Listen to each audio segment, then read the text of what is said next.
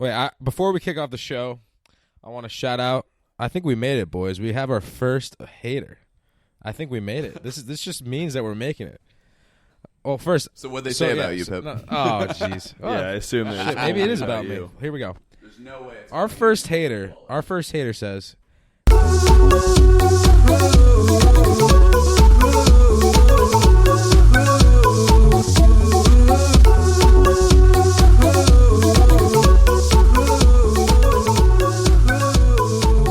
Welcome to Locker Room Talk with Angelo Spenavino, Thomas Pippolo, and Ryan Aquino.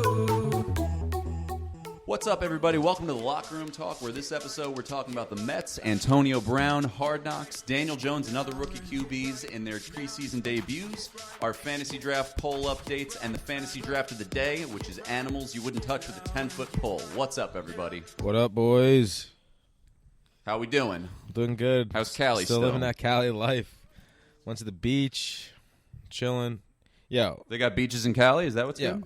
The beaches are over. I mean, okay, the beaches are beautiful out here, but the water is freaking as cold as I don't even know. I can't even put my toes in it.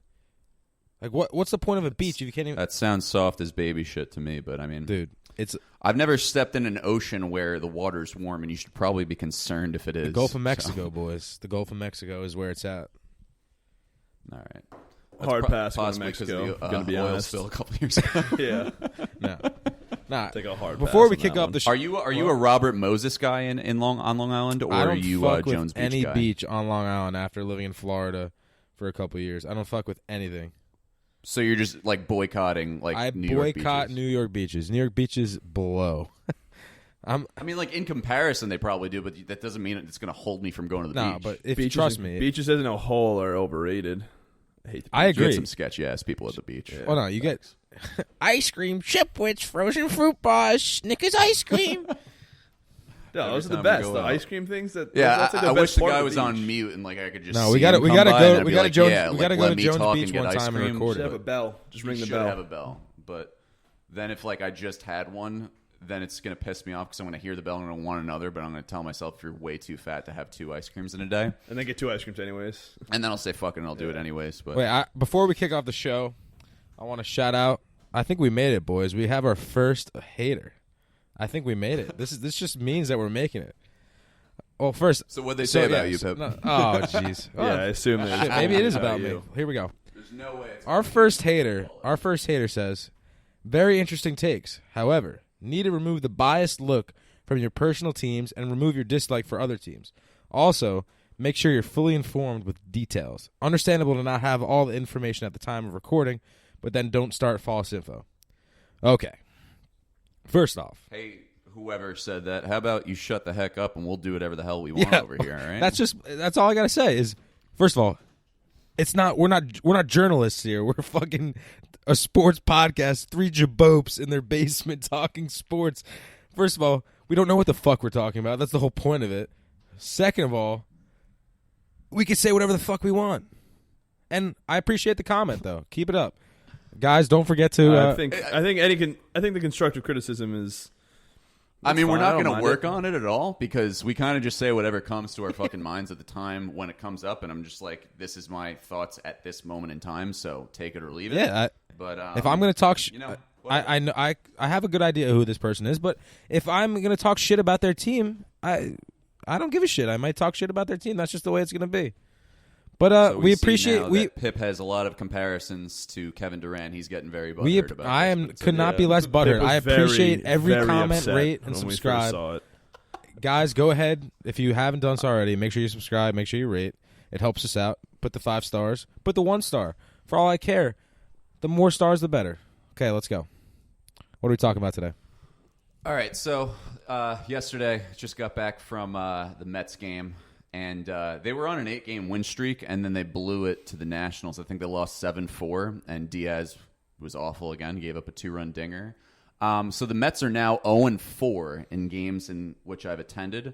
So I've officially started to I'm going to make a business out of this. You can pay me however much money you want me to go to the Yankee game. You can pay me like $200. You drop another $400 on whoever the Mets are playing, and I can guarantee a Mets loss in my attendance. That's going to be a good business for me. You make $200 out of it, whatever you want to do. If I go to their games, they will lose. It's just as simple as that. Well, do you want them to lose, or what? Like, are you casting a spell on them? No, Like, what's going on here? No, not at all. Like, I think I just got a bad juju on me for the Mets on the season. I mean, I'm a Yankees fan first, but I'll root for the Mets in any game in which they're not playing the Yankees. So, yeah, just 0-4. I mean, are they above 500 right now? Yes. They're above 500. So, I mean, Okay. looking at 4 games going 0-4, the chances of that happening are pretty slim. Okay, It's just the juju that I got I on it. respect the heck. Well, first of all, Angelo, are you alive? I haven't heard your voice once in this podcast. I spoke a couple times. I'm just holding my thoughts shy. in. I have to say that. Okay, I respect. Okay, the Mets have been doing good. We'll admit They've that. been doing great. They're doing great. What, 15 to 17. But 15 of these people are 17 games acting they've like won. where were the The last 17. everybody's acting like they won the World Series. I see. No, it's just a change of pace. I see because they were posts so left and bad right. for a I long see this. time. I They see were that. losing. I don't care if they don't make the playoffs. What they did at the trade line this whole year is a bust. Whole year is a bust. Okay, but that's Mets But if they fans. do Like, make the playoffs- they freak out about what just happened, and I- what just happened is they've won a crap ton of games in a short span. But like it's exciting. I understand it, and like you think about trade deadline getting Stroman, and maybe that's the change of pace for things. Maybe they're turning it around. For all of you Who that knows? think I hate the Mets, I actually think if they make the playoffs, they could be super dangerous with that pitching staff. But that's just me. No, I don't think. I think their bullpen is it's so bad. It's But their awful. starting pitching can match up with anybody. I mean, Yeah, but they need DeGrom- every one of them to go 7+. DeGrom can, but so far, I mean, Syndergaard's been better as of late. So is Wheeler. But do you really trust them? I mean, Syndergaard was good in the World Series in the playoff run a couple years ago, but I still don't really trust Zach Wheeler to be good. I don't trust Steven Matz to pitch well. I trust DeGrom to pitch well. What about because DeGrom Stroman? is, You trust Stroman? I don't know. I think toss up a coin. Yeah, That'll tell you. You, have You no might idea. get good elite Stroman. You might get letting up 5 runs in 3 innings Stroman. Forget the Mets. Let's talk some NFL. So we had the NFL preseason kickoff this week. What was the first game? Well, no. The first game was a Hall of Fame game last week. This is the first time where And it everyone's was playing. awful. I mean, who cares? The Hall of Fame game is just a nice little like, oh, football's back, and it starts to get fun. And it builds it up because the Hall of Fame game is always awful, and it was again this year. So, but it doesn't like if it was a great game, that would kind of make it worse, just because I'd be longing for the regular seasons to start for actually 5 weeks, and like the fact that I don't really care about it makes it. what's your guys' easier favorite to part? deal What's your with. guys' favorite part of the preseason, if any? The fact that football is only 4 weeks away once it starts, or It's 5 weeks. It's the technically. anticipation. I'm actually hyped to see rookies and like the guys I'm curious Yeah, about to start. I like getting some watching the film under rookie them. QBs, and I like seeing that like breakout undrafted guy off the street, friggin' ball out and make the team. That's pretty sick.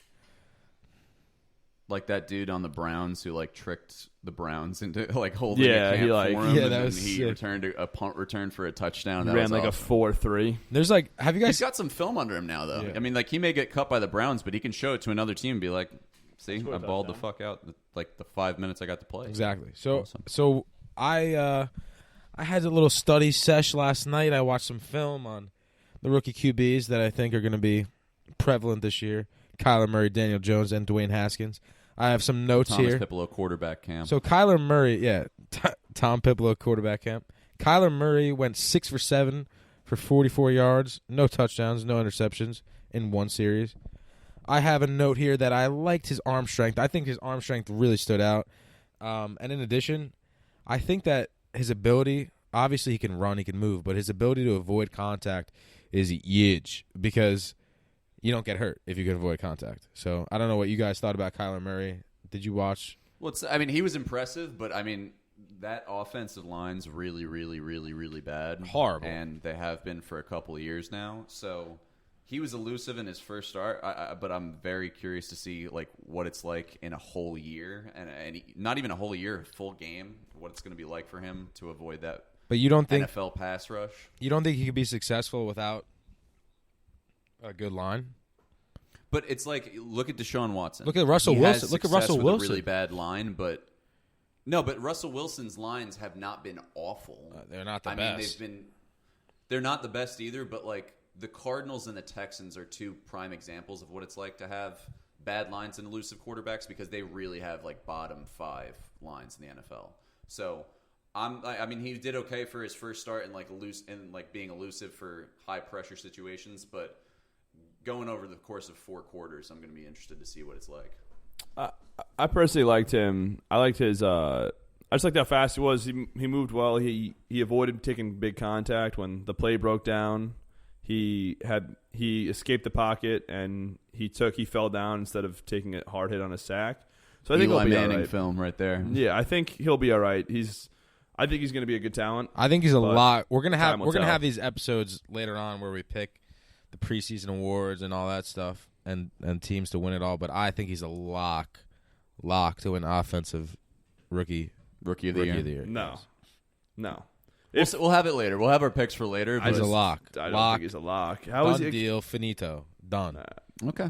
That's a hot take right there. Okay, To start so- off, he's a lock for rookie We're of the gonna year. say Incorrect. one hot game take. into preseason football. he's a lock for That's offensive rookie of the year. Seven- That's That's an all I gotta early say. lock. 7 passes. He's a lock. Yeah, right. All The right, second guy. even before. What? We'll go. Wait, so then the other quarterbacks we're looking at is Dwayne Dwayne Haskins. Haskins. Yeah, Dwayne Haskins, Washington Redskins, went 8 for 14 for 117 yards, no touchdowns, 2 interceptions in 6 series.